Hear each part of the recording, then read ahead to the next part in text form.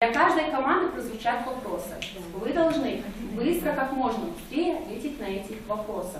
В знании ПДД соревнуются две команды с говорящими названиями «Зебра» и «Светофор». В викторине 8 раундов, представление команды и теоретические задания. Правильно ответить на вопросы учителя и соперника, собрать слово и пазл на время и даже придумать свой собственный дорожный знак.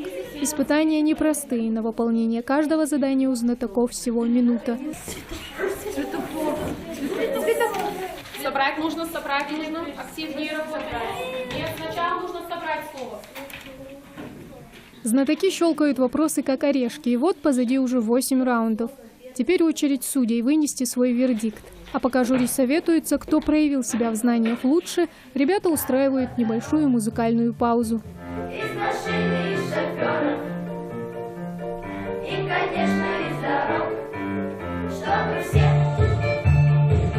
в этом мире жили дружно. Итоги подведены, время объявить победителя. Сегодня фортуна оказалась на стороне. Победила команда, не будем скрывать, команда «Зебры». Но мы надеемся, что команда «Светофор» в следующий раз нас удивит больше. Юные участники дорожного движения знают ПДД не хуже опытных водителей. Самира Гатагажева в команде «Зебра». Школьница делится впечатлениями от увлекательной и познавательной игры. Я очень рада, что мы победили, но это ведь наш класс, значит, весь класс победил. Мы готовились, как-то отвечали на вопросы сами, себе их задавали. И вот сложное, так-то мероприятие было, вопросы не такие уж легкие были. Хорошее мероприятие было, мне понравилось очень.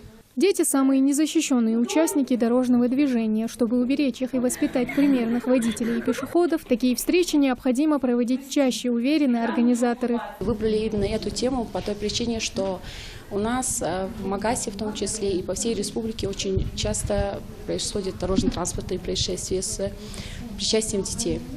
И у нас очень много детей, которые проживают в Магасе. И именно по той причине, что они добираются пешком, мы хотели, чтобы они знали правила дорожного движения, чтобы в дальнейшем у них не было никаких дорожных происшествий.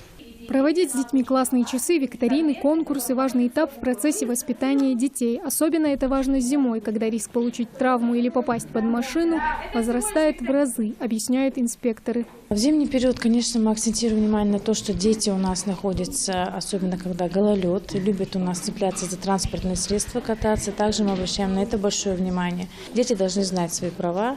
И также водители, которые сегодня нарушают правила дорожного движения, должны знать, что дети наше все, поэтому мы должны их беречь. Но сегодня дети показывают свои знания для своих одноклассников, поэтому они будут знать больше, чем наши водители, потому что не все водители, даже зная, соблюдают правила дорожного движения. Кто виноват, если дети попадают в ДТП? Ответ, казалось бы, простой. Если по собственной неосторожности, то сам ребенок. Но понятия «вина ребенка» не существует. Происшествия с участием детей говорят только о том, что взрослые где-то не досмотрели или чему-то не научили детей. Тамара Хашагульгова, Магомед Даскеев, Новости 24.